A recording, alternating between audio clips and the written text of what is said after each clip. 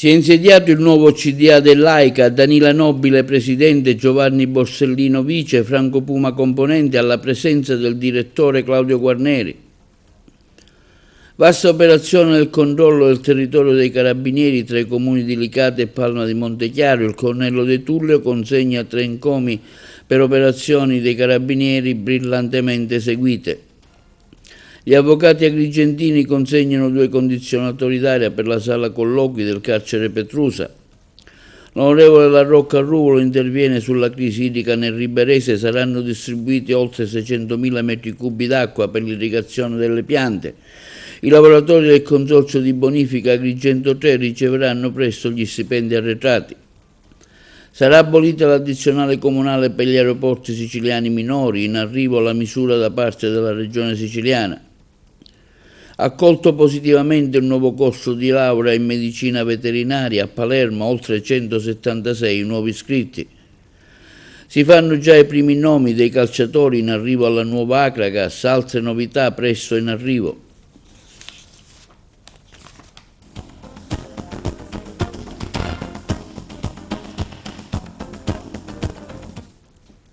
Buongiorno, benvenuti col nuovo appuntamento di TV Notizie di oggi 31 luglio, giovedì.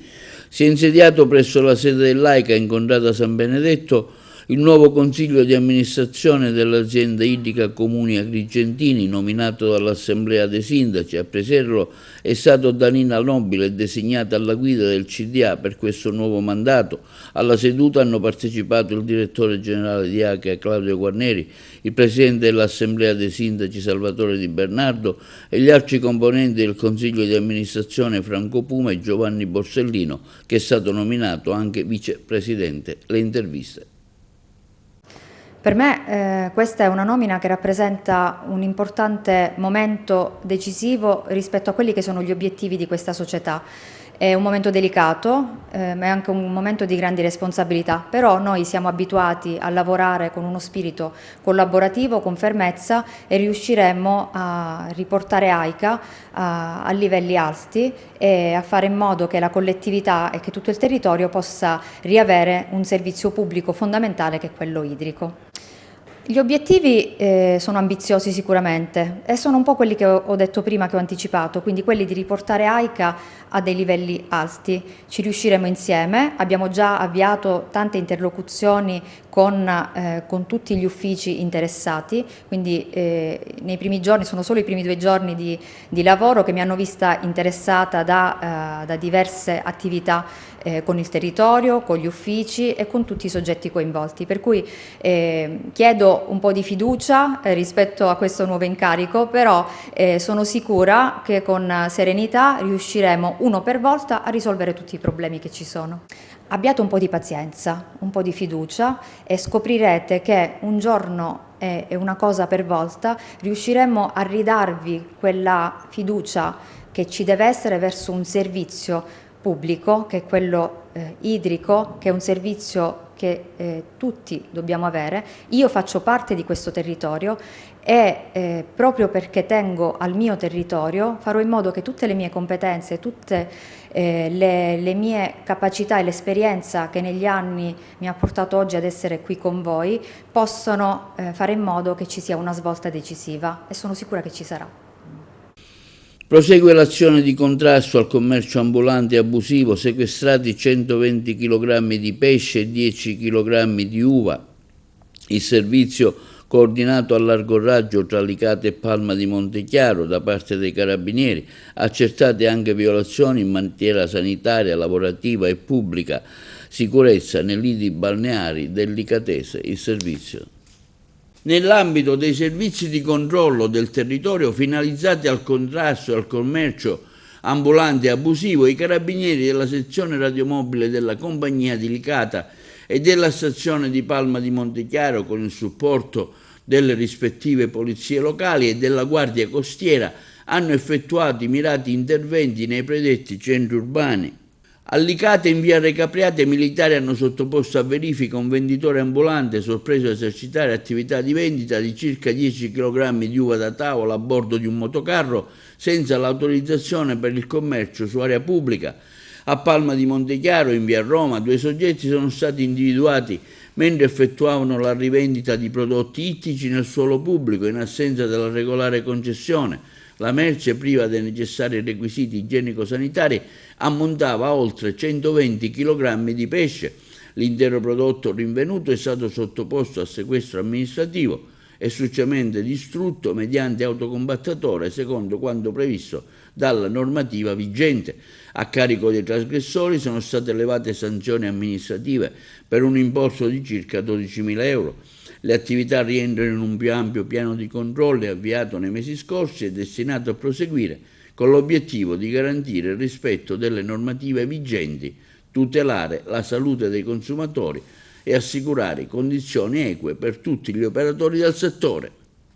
E sempre a Licata i carabinieri della locale compagnia, con il supporto dei colleghi del NAS e dell'Ispettorato del Lavoro di Agrigento, in collaborazione con l'Agenzia Dogane e Monopoli, sezione controlli, hanno eseguito un servizio coordinato a largo raggio nell'ambito dell'operazione Estate Sicura, finalizzato a garantire la tutela pubblica, la sicurezza dei bagnanti e la prevenzione di fenomeni di illegalità diffusa. Nel corso delle verifiche svolte presso uno stabilimento balneare sito in contrada Mollarella, i militari hanno deferito in stato di libertà la titolare per violazione al testo unico della sicurezza sui luoghi di lavoro, tra cui l'omessa sorveglianza sanitaria ai dipendenti e la mancata informazione e formazione su rischi, nonché la presenza di 3 lavoratori irregolari. Sono state contestate ammende per oltre 5.000 euro e sanzioni amministrative per 4.000 euro. Inoltre sono stati sottoposti a sequestro 50 kg di alimenti risultati privi di tracciabilità e rilevata una variazione non autorizzata della destinazione di uso di un locale a deposito di alimenti con ulteriori sanzioni di circa 3.000 euro. Nello stesso contesto operativo, orientato verso la prevenzione del gioco di azzardo, i carabinieri hanno deferito alla Procura della Repubblica di Agrigento 2 soggetti titolari e preposto di un punto scommesse per l'esercizio dell'attività di raccolta e accettazione di scommesse in assenza della prescritta licenza di pubblica sicurezza. Nel complesso sono state identificate ben 108 persone, controllate 75 veicoli, elevate 6 contravvenzioni al codice della strada e ritirata anche una patente di guida. E questa mattina presso la sala conferenze del Comando Provinciale Carabinieri di Agrigento il comandante provinciale Nicola De Tullio ha consegnato 3 encomi semplici ad altrettanti militari attualmente in servizio in questa provincia, che si sono distinti per brillanti operazioni di polizia giudiziaria condotte durante il loro servizio presso altri comandi territoriali. In particolare il capitano Marco Massimino, attuale comandante della compagnia dei carabinieri di Licata, state vedendo appunto la foto, il maresciallo ordinario Alfredo Lucanto, addetto al nucleo investigativo del comando provinciale carabinieri di Agrigento, e il maresciallo ordinario Roberto Seminerio, addetto alla stazione carabinieri di Agrigento, sono stati destinatari di encomi semplici concessi rispettivamente dalla Regione Carabinieri Campania e dalla Regione Carabinieri Calabria per importanti attività investigative svolte nei territori di convenienza. Il comandante provinciale di Tullio, nel complimentarsi con i 3 militari, ha espresso vivo apprezzamento per l'elevata professionalità dimostrata e per il contributo offerto al contrasto della criminalità, sottolineando come i riconoscimenti ricevuti rappresentano motivi di orgoglio per l'intero comando provinciale dei Carabinieri. Un gesto concreto per il benessere dei detenuti e delle famiglie è stato promosso dal Consiglio dell'Ordine degli Avvocati di Agrigento, dignità e attenzione concreta per chi vive il carcere anche nei suoi momenti più delicati. Con questo spirito il Consiglio dell'Ordine degli Avvocati di Agrigento ha donato nella mattinata di oggi 2 condizionatori d'aria alla casa circondariale Pasquale Di Lorenzo di Agrigento, destinati alla sala colloqui tra detenuti e familiari. È stata una scelta simbolica, ma soprattutto pratica, pensata per offrire un sollievo reale durante i mesi estivi in uno spazio fondamentale dove si tengono gli incontri tra chi sconta una pena e i propri affetti più stretti. Insomma, un piccolo gesto che però assume un grande significato in un contesto spesso dimenticato dall'opinione pubblica. Il gesto si affianca ad altre iniziative simili promosse a livello nazionale, come quella del Consiglio Nazionale Forense al carcere femminile di Re Bibbia, e rappresenta un segnale: la giustizia non è solo repressione, ma anche cura, ascolto e dignità. Documenti falsi e crediti incassati o compensati per lavori edilizi mai iniziati, neppure in parte. Parliamo del bonus facciate, questo il sistema di frode scoperto dalla Guardia di Finanza di Trapani, il nostro servizio. Documenti falsi e crediti incassati o compensati per lavori edilizi mai iniziati, neppure in parte. È stato questo il sistema di frode scoperto dalla Guardia di Finanza di Trapani. L'operazione, condotta dai finanzieri trapanesi con il coordinamento della locale Procura della Repubblica, ha portato all'esecuzione di 2 misure cautelari personali nei confronti di un noto imprenditore locale e di un geometra compiacente, ai quali è stato interdetto di esercitare la relativa attività, nonché al sequestro di oltre 3,5 milioni di euro in crediti e beni, compresa un'intera azienda. Secondo la ricostruzione operata dal GIP, gli indagati avrebbero sfruttato la normativa in materia di bonus facciate per certificare progetti di lavori di risfruttazione di condomini del Trapanese, in realtà mai avviati, monetizzando i relativi crediti tramite indebite compensazioni e cessioni a terzi. Fondamentale per la realizzazione della frode è risultata l'attività di asseverazione della congruità delle spese e di rilascio del visto di conformità da parte del professionista, obbligatori per poter beneficiare della cessione dei crediti. L'attività di indagine è stata condotta attraverso una meticolosa analisi della documentazione tecnica riguardante i progetti di lavoro, i documenti contabili e bancari, della specifica normativa di riferimento, con una puntuale attività investigativa sul campo che ha consentito di accertare la mancata corrispondenza tra quanto dichiarato e la realtà. L'attività svolta conferma il diuturno impegno della Guardia di Finanza nel contrasto alle frodi in materia di agevolazioni fiscali, a tutela della legalità e della corretta destinazione delle ingenti risorse pubbliche stanziate per sostenere le famiglie e le imprese. L'attività si colloca nell'ambito della fase delle indagini preliminari allo stato delle attuali acquisizioni probatorie e in attesa di giudizio definitivo sussiste la presunzione di innocenza. Associazione a delinquere a carattere transnazionale, traffico di migranti, omicidio, tortura e sequestro di persona. La Polizia di Stato arresta un cittadino somalo in Germania su mandato d'arresto europeo. La Polizia di Stato italiana, in collaborazione con le autorità tedesche, ha arrestato in Germania un cittadino somalo di 29 anni in esecuzione di un mandato d'arresto europeo emesso dalla Direzione Distrettuale Antimafia di Palermo. L'uomo è accusato di far parte di un'associazione criminale transnazionale responsabile di gravi reati contro la persona, tra cui omicidio, tortura e sequestro di persona finalizzati al traffico illegale di migranti verso l'Italia. L'indagine, avviata nel giugno 2023, è partita dalla denuncia di un migrante somalo sbarcato a Lampedusa che ha identificato l'indagato come carceriere e torturatore in una prigione gestita da trafficanti in Libia. L'uomo è anche accusato di aver ucciso un minore somalo che si era ribellato a un tentativo di violenza sessuale. Le accuse sono state confermate da testimonianze di altri migranti vittime dello stesso trattamento. La localizzazione dell'indagato è avvenuta grazie all'analisi delle sue connessioni su Facebook, che hanno tracciato i suoi spostamenti dalla Libia all'Italia e infine in Germania. Dopo l'arresto è stata eseguita anche una perquisizione nei suoi confronti.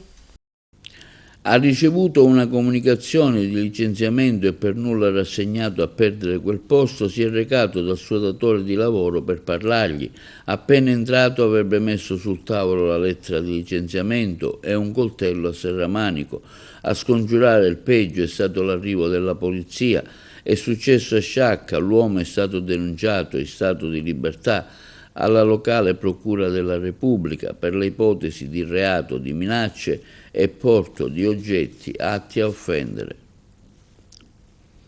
La deputata di Forza Italia all'As, Margherita La Rocca Ruvolo, interviene sull'erogazione dell'acqua alla diga Castello per l'irrigazione degli agrumeti del Riberese e sul pagamento degli arretrati ai lavoratori del consorzio di bonifica Agrigento 3, il nostro servizio.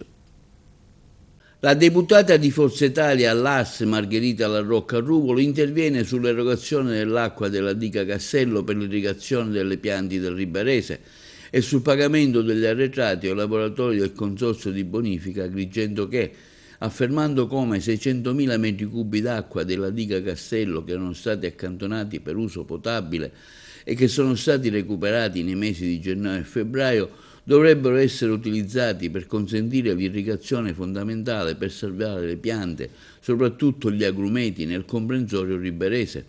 Il via libera dovrebbe arrivare domani al termine della cabina di regia per l'emergenza idrica che si riunirà con l'assessore all'agricoltura, una piccola boccata di ossigeno per gli agricoltori costretti a fare i conti con una crisi idrica drammatica. Un ringraziamento va al capo del Dipartimento della Protezione Civile Salvatore Cocina che ha dato la disponibilità nella cabina di regia ad accogliere le istanze e le sollecitazioni provenienti dal nostro territorio. La Rocca Ruvolo continua affermando, inoltre, ho avuto rassicurazioni dal commissario del consorzio di bonifica di Agrigento 3, Baldo Giarraputo, che saranno pagati gli stipendi arretrati dei dipendenti che, nonostante le difficoltà e i mancati pagamenti, garantiscono le operazioni di irrigazione. Un ringraziamento al governo regionale guidato dal presidente Schifani per la grande attenzione che sta mostrando a sostegno del comparto agricolo. E l'Unione Nazionale Mutilati per Servizio, con la presenza del presidente regionale Camillo Frizza e del cavaliere Arturo Tortorici, presidente provinciale UNMS di Agrigento, hanno voluto consegnare stamani una targa di riconoscimento per l'attività svolta a favore degli invalidi per servizio e dei loro congiunti all'avvocato onorevole Michele Cimino. Con stima, ammirazione, ha dichiarato il cavaliere Arturo Tortorici. Book tour del sociologo Francesco Pira per parlare del saggio La buona comunicazione in giro per la Sicilia, tra le tappe nell'Agrigentino anche Santa Elisabetta e Casteltermini. Sentiamo lo stesso Pira. Il prossimo martedì 5 agosto sarò a Roccella Ionica in Calabria, largo colonne Rita Levi Montalcini, per iniziare il mio book tour estivo per far conoscere il mio ultimo saggio, La buona educomunicazione, edito da Franco Angeli. Poi seguiranno altre 6 tappe. Sarò a Barcellona, Pozzo di Gotto, il 6 agosto per intervenire in un incontro sulle relazioni dove parlerò anche del mio lavoro, e poi a Sampieri, nella splendida rassegna organizzata da Marco Sammito, presenterò appunto il mio lavoro, così come a Santa Elisabetta il 20 agosto in provincia di Agrigento, sempre in provincia di Agrigento a Casteltermini il 29 agosto, e poi 2 date a settembre, il 3 a Rometta in provincia di Messina, e concluderò questo giro a Capodorlando il 6 di settembre presso la biblioteca comunale. È un modo per far conoscere questo mio lavoro, in cui parlo del rapporto tra scuola, famiglia, nuove tecnologie, che cosa sta cambiando nelle nostre vite, visto che i preadolescenti, gli adolescenti, i bambini hanno un rapporto molto molto forte con questi nuovi mezzi tecnologici, che hanno cambiato l'apprendimento, hanno cambiato il loro modo di giocare, hanno cambiato il loro modo di avere delle relazioni. E di questo parlerò negli incontri che farò in Calabria e in Sicilia con i lettori, perché è sempre bello, quando scrivi un libro, confrontarti e cercare di capire che cosa le persone pensano su quello che è scritto o su quello che loro vogliono che tu scriva. L'emendamento del Senato che permetterà di non applicare l'addizionale comunale sui diritti di imbarco per gli aeroporti siciliani più piccoli è il coronamento di un grande lavoro che la Regione ha portato avanti in questi mesi per incentivare i voli verso questi scali e di conseguenza incrementare i flussi turistici. Ad affermarlo è l'assessore alle infrastrutture e alla mobilità Alessandro Aricò. Il governo regionale, prosegue Aricò, ha portato avanti questo progetto fortemente voluto dal presidente Schifani. La misura infatti è totalmente finanziata con fondi regionali e ha già suscitato grande interesse tra i vettori.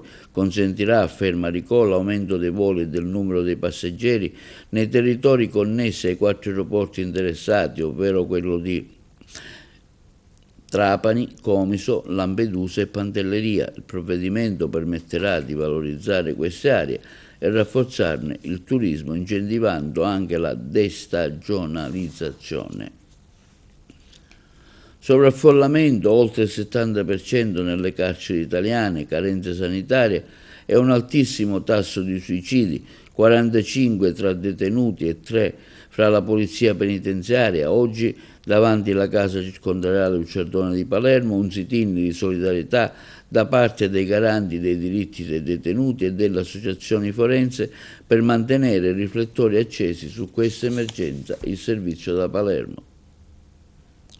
C'è il sovraffollamento che è diffuso a oltre il 70% delle carceri italiane. Qui in Sicilia abbiamo anche una situazione a macchia di leopardo. E poi c'è il grande problema della sanità.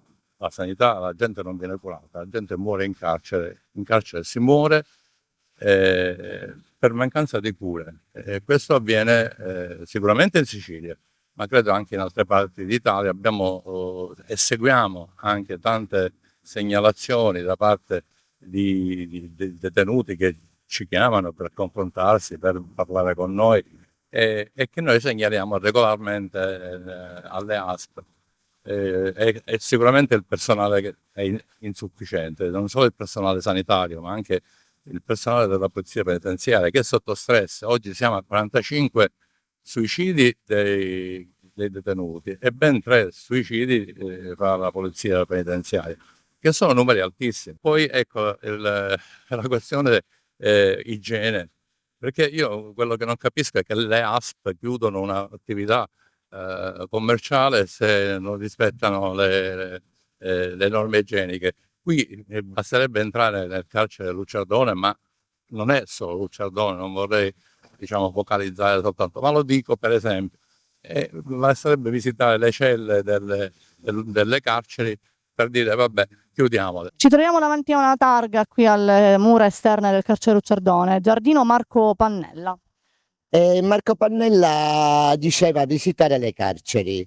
Il comitato Esistono i diritti, anche in nome di Marco Pannella e Papa Francesco, che più volte si sono dichiarati a favore dei diritti umani dei cittadini detenuti. Il comitato è qui ancora una volta a ribadire che il carcere è una struttura rieducativa per il recupero dell'individuo e che la pena appunto deve essere umana e rieducativa. C'è un'emergenza carceri, noi lo sottolineiamo e pensiamo che il governo dovrebbe fare un decreto di amnistia, quantomeno per i reati minori o l'indulto, così come chiede il disegno di legge Giachetti presentato in Parlamento. Intanto partiamo dal presupposto che il sovraffollamento genera tanti malesseri.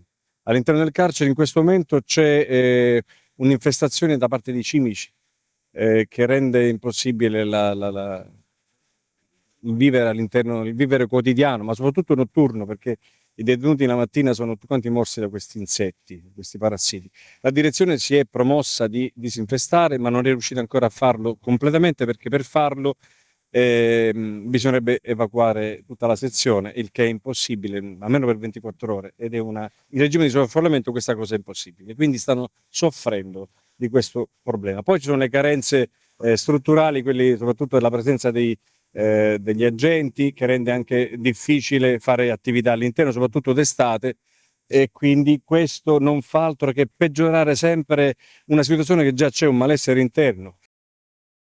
È stato accolto con entusiasmo l'avvio del nuovo corso di laurea magistrale a ciclo unico in medicina veterinaria dell'Università degli Studi di Palermo, che ha già registrato nel semestre 176 iscritti a fronte dei 50 posti effettivi che saranno attivati a partire dal secondo semestre 2025, un dato che conferma il crescente interesse verso un percorso formativo strategico per il territorio e per l'intero bacino mediterraneo. L'attivazione del corso di laurea in medicina veterinaria è una scommessa vinta, ha dichiarato il rettore dell'Università di Palermo Midiri, non solo per l'ampia adesione che ha raccolto, ma per la capacità di guardare al futuro con visione strategica. Uniamo saperi consolidati e ricerca d'avanguardia, valorizzando le vocazioni del nostro territorio e aprendoci al dialogo scientifico e formativo con il bacino del Mediterraneo. Lo scrittore Pascal Schembri continua la sua attività editoriale con la presentazione del suo libro Figli adottivi, in programma a Siculiana domani 1 agosto alle ore 20:30 per il Caos Festival. Sentiamolo in questa sua dichiarazione. Dopo il brillante successo del premio letterario Scala dei Turchi, il suo impegno continua con la presentazione del libro Figli adottivi in programma a Siculiana. Qual è il significato del libro e cosa prevede l'evento? Figli adottivi è un'antologia di tutti i miei circa 50 libri pubblicati dal 2006 ad oggi e potrei definirlo un testamento letterario. Questo volume è stato realizzato per dare la possibilità al lettore di approfondire la tematica che lo ha colpito di più. Infatti, in ogni capitolo sarà presente il sunto della storia trattata, una scelta credo molto originale. Il libro verrà presentato venerdì 1 agosto alle ore 21:30 a Siculiana nel giardino del santuario, grazie al comune e all'organizzazione Caos Festival. Ringrazio a tutti i presenti e vi do appuntamento venerdì sera. Arrivederci. È la quinta e ultima tappa di Che caldo che fa, città fresche, città giuste, la nuova campagna che Legambiente ha realizzato con il supporto della Fondazione Banco dell'Energia in collaborazione con la Croce Rossa Italiana. Ce ne parlano i colleghi di Palermo. Il caldo estremo non colpisce tutti allo stesso modo e per questo con la campagna stiamo chiedendo alle amministrazioni locali piani di adattamento che tengano presente la necessità di agire, di iniziare con delle azioni puntuali dalle periferie, i quartieri che hanno meno infrastrutture e servizi per il raffrescamento e per garantire alle cittadine e ai cittadini una qualità della vita dignitosa, soprattutto a chi non può permettersi una soluzione individuale. E per questo facciamo emergere diseguaglianze termiche per chiedere soluzioni puntuali. Nei giorni scorsi abbiamo monitorato le temperature che ci sono nei quartieri quartiere Libertà e quartiere Sperone Brancaccio per verificare appunto quanto ci siano delle disuguaglianze sociali anche rispetto alle condizioni climatiche estreme che stiamo vivendo sempre di più. Il quartiere Libertà, pur avendo anche lì chiaramente delle alte temperature, alti tassi di umidità, ci sono dei rifugi climatici naturali come aree verdi che permettono appunto di sopravvivere anche nelle ore più calde, mentre è totalmente assente il verde nella zona individuata di Sperone Brancaccio. L'unico raffrescamento proviene dal mare che comunque non è accessibile.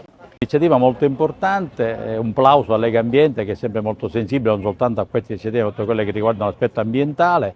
Credo che il tema dell'innalzamento delle temperature nelle città in modo particolare, le città metropolitane, è un tema che a mio avviso va affrontato in una visione di collaborazione. Hanno fatto uno studio che ho appreso questa mattina in 2 aree della città di Palermo, quelle di Libertà e Brancaccio e Sperone, e sono dati particolarmente importanti su cui lavoreremo e come assessore all'ambiente chiaramente è un impegno a quello di rafforzare quello che è la presenza degli alberi e del verde in questa città, lo stiamo già facendo e per esempio uno su tutti abbiamo parchi importanti come il Parco della Favorita che sono 300 ettari di verde nel cuore della città e credo che queste aree potranno essere sicuramente in una visione strategica utilizzati proprio come luoghi di rinfrescamento da parte dei cittadini. Linea alla regia per la pubblicità. Andiamo al ponte di Messina, approvato l'investimento di oltre 13 miliardi di euro, analizzati tutti i documenti finali. I colleghi di Messina.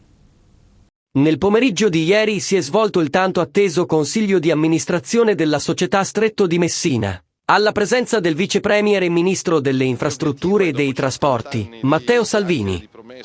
Presieduto da Giuseppe Recchi, il consiglio ha avuto come tema centrale l'analisi degli ultimi documenti legati al progetto definitivo del ponte sullo Stretto di Messina, in vista del prossimo esame da parte del CIPES.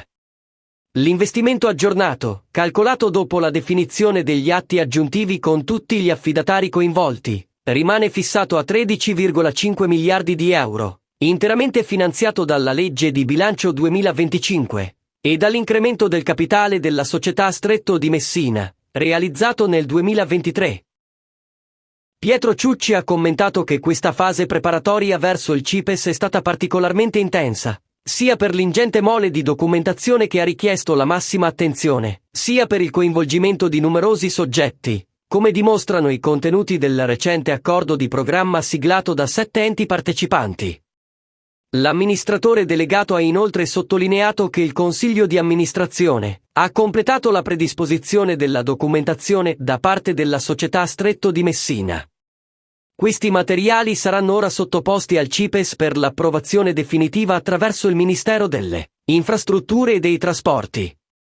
La delibera del CIPES, prevista entro fine estate dopo la registrazione da parte della Corte dei Conti e la pubblicazione in Gazzetta Ufficiale, darà avvio alla fase esecutiva del progetto.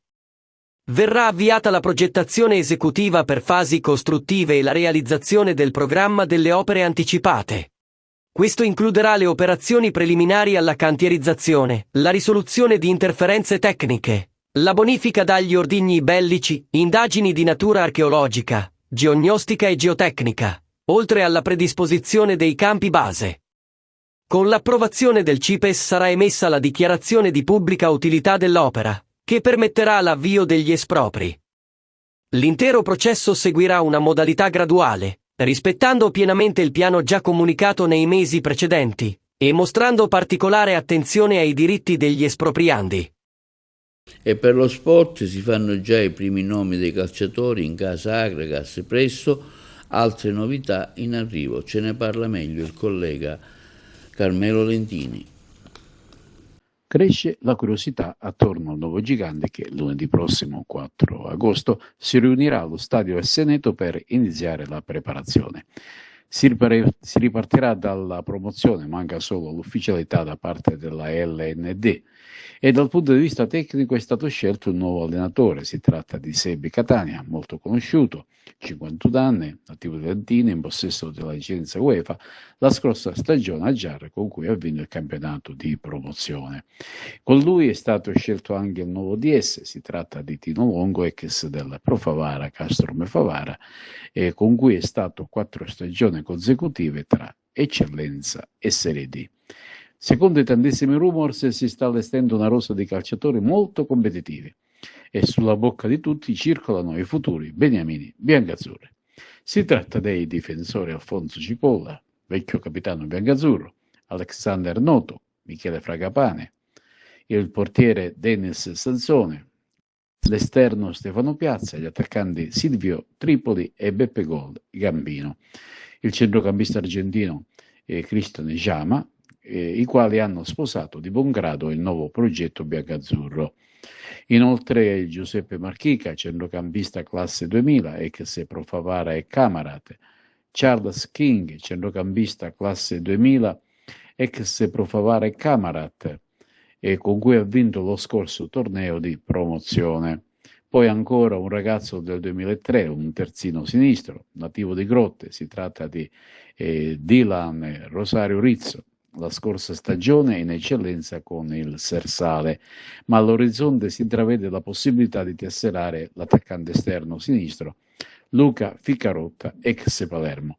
Ma le sorprese non sono terminate ed in corso ci sono contatti con altri agenti di spessore. Dovrà essere completata la rosa che raggiungerà il numero di 20 calciatori. E di ora in ora si prospettano ancora altre novità. Il gigante dunque si è rimesso in moto. E questo è tutto per l'edizione odierna di TV Notizie. Vi ricordiamo che i nostri programmi si possono vedere in tutta Italia sul canale 268 del digitale terrestre, per chi ha le smart TV, in streaming sul sito www.televideagrigento.tv e il telegiornale sul canale 93 di Video Sicilia alle 15, alle 20, con replica la mattina alle 9. Inoltre i nostri servizi si possono visionare sul canale YouTube di TVA Televideo Agrigento. E questo è tutto per oggi e vi auguriamo una buona serata.